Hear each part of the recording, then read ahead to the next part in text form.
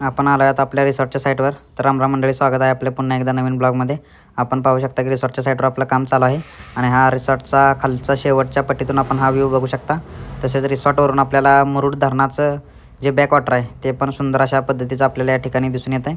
त्यानंतर आपण लगेचच आपल्या दुसऱ्या साईटकडे गेलो. त्या ठिकाणी बांधकाम चालू होतं आणि हे बघा कसे विटा टाकून बांधकाम चालू आहे आणि आपण बघू शकता हे बांधकाम कशा पद्धतीनं चालू आहे. त्याच्यानंतर लगेच दुसऱ्या साईटवरती गेलो. त्या साईटवरती आपलं बाथरूमच्या फरशीचं काम चालू होतं. ते पण बघू शकता बाथरूमचे टाईल्स कशा पद्धतीने लावले आणि खूपच सुंदर असं हे बाथरूम झालेलं आहे. आणि तिकडं आमचा बंटी मिस्त्री जिन्याचे टप्पे बसवत होता. ते टप्पे पण आले होते, शेवटचे 2-3 टप्पे फक्त राहिले होते. आणि त्या साईडवरती बघा आमचा राजू मिस्त्री पण प्लंबिंगचं काम थोडंसं राहिलं असल्यामुळे त्याचं पण काम चालू होतं. त्याला पोट्याचा फोन आला की आपण लगेच गेलो तारळ्यात फालुदा खायला. आमचा तर फालुदा रोजच होत चालला आहे. त्याच्यानंतर आपण गेलो चिंचनेर वंदनच्या साईडवरती आणि या ठिकाणी बघू शकता कॉलम कास्टिंगचं काम चालू आहे.